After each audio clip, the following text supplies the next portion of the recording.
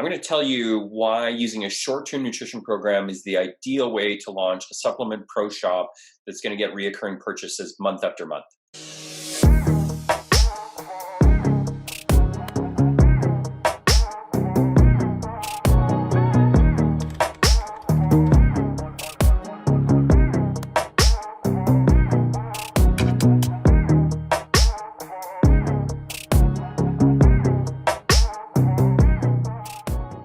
So today I want to talk to you about nutrition coaching. There's so many people over the years that I've coached, worked with in my own studios. We tried to make nutrition coaching an ongoing, reoccurring billing program, and time after time, it kind of failed or only had lackluster results. So even if you're successful with nutritional coaching presently reoccurring, I bet there's ways that you can make it tremendously more successful. I'm going to share with you some of those thoughts. So the first thing, believe it or not, nutrition programs are the one thing that I believe you should sell as short-term packages, whether that's 12 weeks or 16 weeks or somewhere in between. Pick a number and sell it as a one-time package that people pay for upfront and then have the opportunity to rejoin if they wish in the future. By making that one single change, which I know sort of violates all the cardinal rules that I've taught you guys over the years, but making that one single change actually resulted in more reoccurring nutrition programs than any time we tried to do it as a reoccurring monthly billing. So let's talk about why. Why did the reoccurring monthly billing not work? And why am I not crazy telling you that you should sell this as a short-term package? Well, first and foremost, think about the consumer psychology side of a nutrition program. Let's face it, nutrition coaching sucks. Like all of our services in many respects, consumers don't want them. They don't like to acknowledge the fact that they don't feel good about themselves. They don't like the way that they look, and they might actually need some help to change their habits and behaviors. But nutrition programming in particular is very intangible, right? I mean, most of it is done outside of our facilities. It's not like too many of you guys, I suspect, are going to your client's home and actually preparing their food for them or buying their groceries or those sorts of things. We give them the tools, the know-how, they go do it on their own. So that's the first thing, that most people, it's very hard for them to see the ongoing residual value of paying for something month after month, like nutrition coaching, right? They can learn what they need to know very quickly, and they either apply it or they don't. So our argument is usually, well, you need the accountability and support, which is 100% true from an ongoing basis. But how many people like to sacrifice for an extended period of time? Like, this is the ultimate problem, is that we're all inherently selfish. We're all especially wired for instant gratification. So let's talk about what that means for a minute. When I start a fitness program, a nutrition program, anything with you, me as a consumer, I have an expectation. Okay, let's talk about what some of the common expectations with people are. I suspect there's a million people probably in North America, probably far more than a million people typing into Google at this very second, was fastest way to lose 30 pounds, right? Like, that is probably a pretty common search term for people looking to find the magic pill to lose weight. So my point is that people don't want to wait 6 months, 12 months, whatever, to do this the safe way, the easy way, the sustainable way, whatever you want to call it, right? They want to lose weight very, very quickly, as an example. So we need to facilitate a program that indicates that that is possible. Otherwise, they're just going to look towards any of the other crappy solutions that are out there, right? For every one of you that is a great fitness professional trying to actually legitimately help people, make them healthier, live longer, sustainable, healthier lives where they look and feel good about themselves, there are quick fix programs that understand the consumer mindset is they want the magic pill. Therefore, I need to give them a message that says the magic pill exists. So we need to use a little bit of that, which is why a 6, 8, 12-week program makes sense, because we can be very straightforward with the consumer to say, hey, this has a definitive start and stop. We're going to pick a specific goal to reach in this 6, 8, 12, 16-week program, whatever it is that you choose, right? And we want to be able to deliver upon that goal. And in the beginning, and I know I just had this conversation with someone this morning, is that in the beginning, we sometimes even need to tell them that quick and show them that quick is possible. And anybody like myself, for the years that you competed, whether it be bodybuilding, fitness, bikini, or any of the other disciplines as such, you know that quick is possible, right? We would do very dramatic things to our bodies in a very short period of time. So quick is possible, but it's not always the most sustainable way.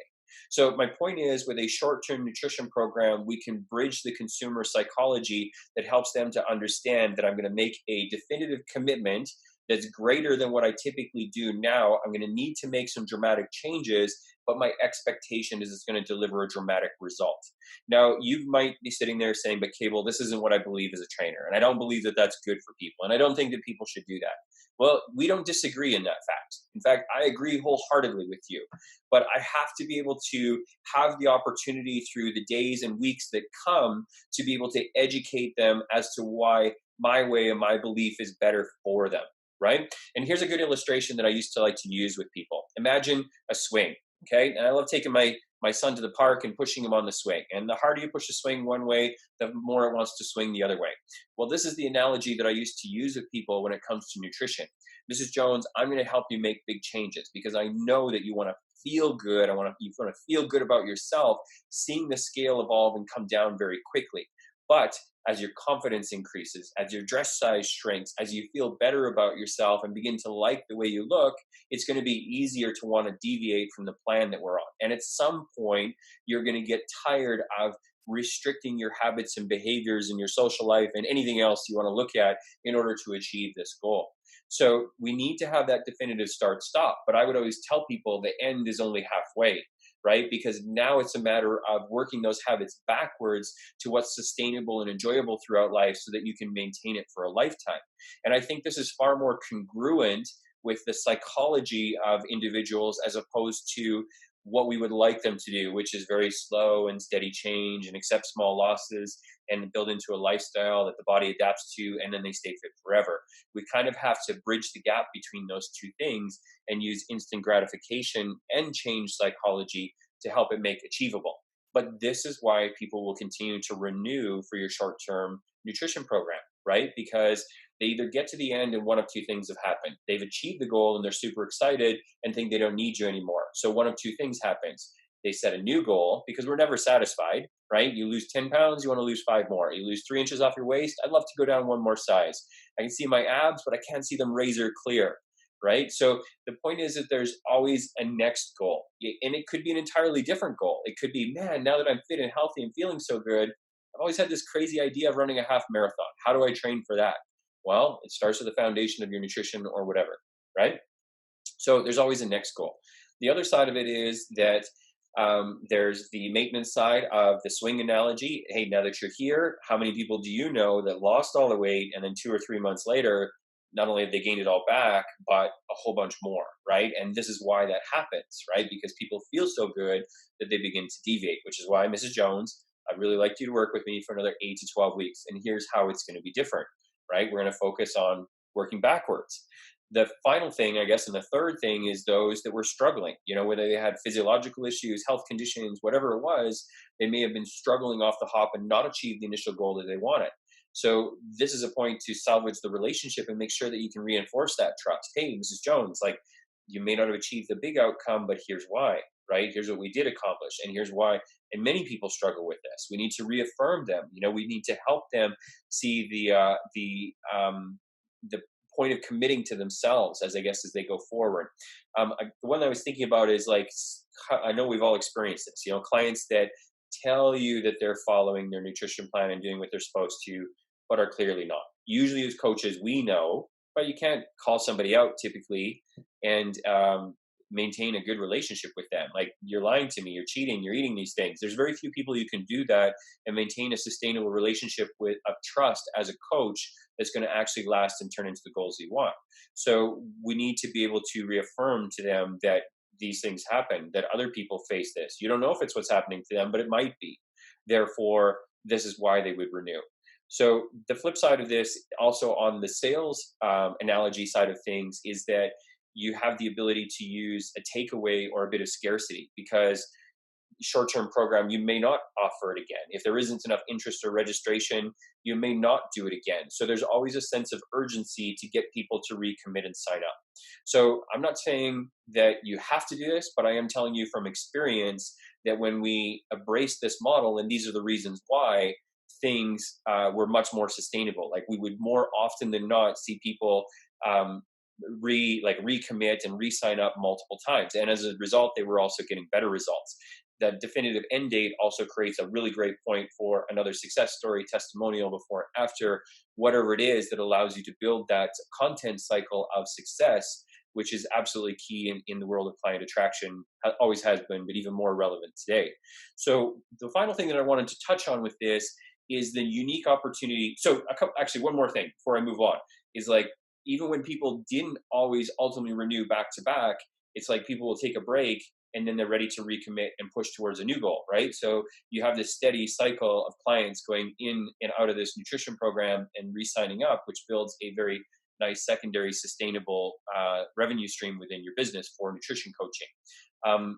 Again, finally, before I move on, I wanted to speak to the trainer side of things. When we did this in a reoccurring billing format, we also found it was a struggle to keep our staff engaged. And quite simply because it's very front loaded, right? When people start with their nutrition coaching, there's a lot of education, there's a lot of preparation, a lot of resources that happen for the first couple of weeks. But then if people are all going well, it's either quick check-ins, or if it's not going well, a little bit longer check-ins. But reality is that longer check-in might be 1 or 2 times a week for half an hour.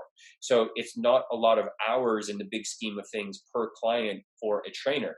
So unless they're earning a percentage of revenue that's very lucrative, if they're on an hourly basis like our trainers were, they didn't really prioritize it because they'd rather focus on their training hours that there were a lot more of that contributed to a larger part of their revenue than fitting in these nutrition consults and things like that. So it didn't work well on either side when we did it as a reoccurring revenue stream. On the short-term paid in full, finite commitment for the trainer, they were more engaged. They know that they got paid a flat rate for the program. Therefore, they had an expectation of the outcome. So it was even better to manage the staff. But the final thing, and the big thing, the reason that I think these are really key is this is how you implement supplements in your business, right? So you might be one of those people that says that supplements are not necessary and that you don't believe in supplements. And I had that issue with a lot of my staff. And I can make a good argument for why supplements aren't necessarily as well if we're eating totally organic food and only getting the best of the best and so on and so forth. But the truth is, for most of our clients, that's not the case, right? They might be using some organics, some processed, less of this, still using the microwave, all kinds of things that degrade their nutritional value. So there are products that can have a big impact on people's health and success. When we institute those during a short-term nutrition program where people have made an extra finite commitment, they're already going to see good progress without the supplements. But when we add them, progress is even better.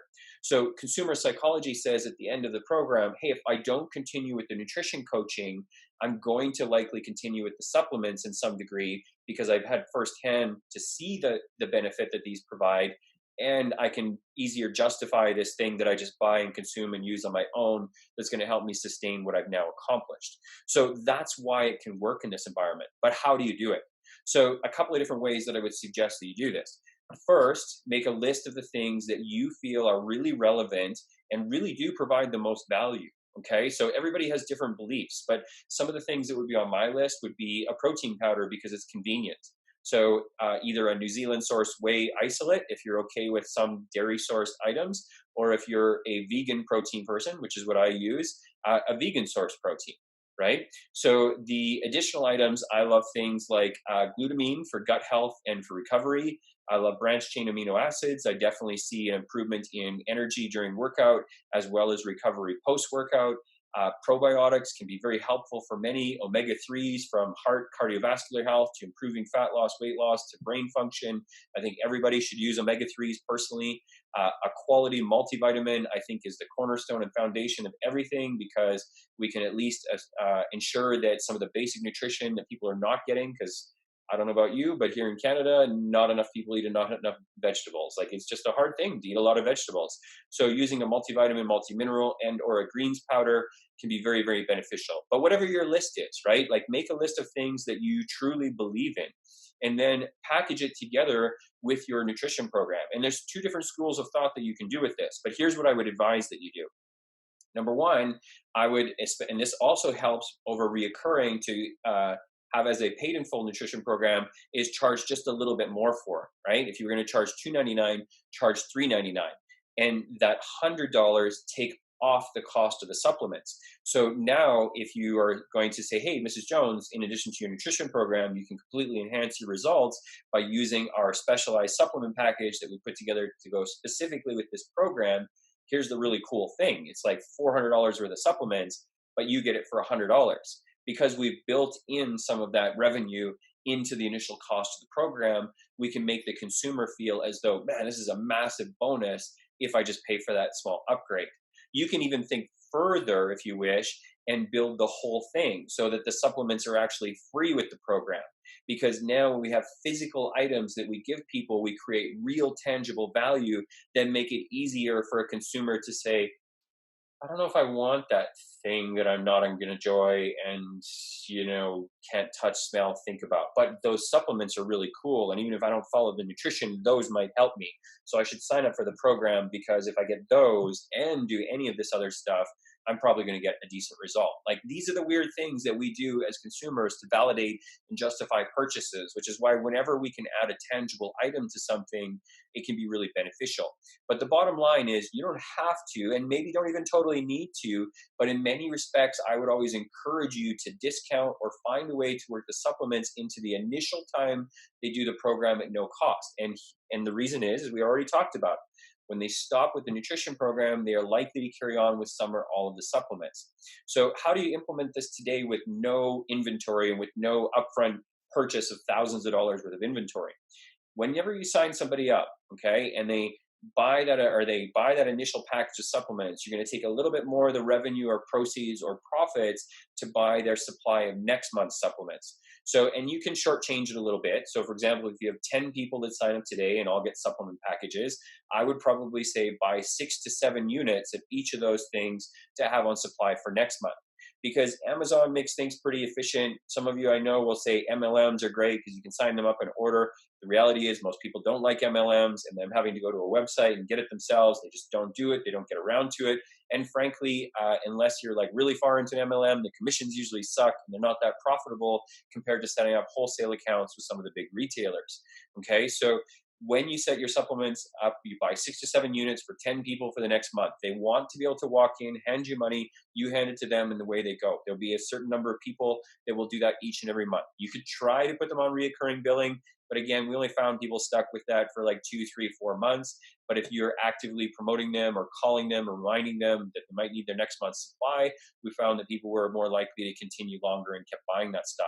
So that's how you're going to build your inventory. For every 10 people that sign up on month 1, you're going to give them their supplements today, and you're going to reorder 6 to 7 units for the next month. So they can just come in and get their product. When they get their product, then you place the order for next month. So you basically never want to have more than 30 days worth of inventory on hand. And if that ends up being thousands and thousands and thousands of dollars of inventory, that's probably going to be a good problem to have, because you're turning it over and you're making tons of money through nutrition and supplements. And just imagine if you could be generating $10,000, $12,000 a month off retail sales, there'd be enough profit in there to offset a lot of your base costs, like maybe even your lease as an example. If you could offset the cost of your lease with physical products, imagine how much or how quickly your business could be so much more profitable and do more for your family. So that's my thoughts on nutrition programs, why to do them short term, and how to get supplements into your business. Okay, guys, I hope that was helpful. I'd love to hear your questions, actually, comments below. So ask questions, talk to me about this, and I'd love to help you more.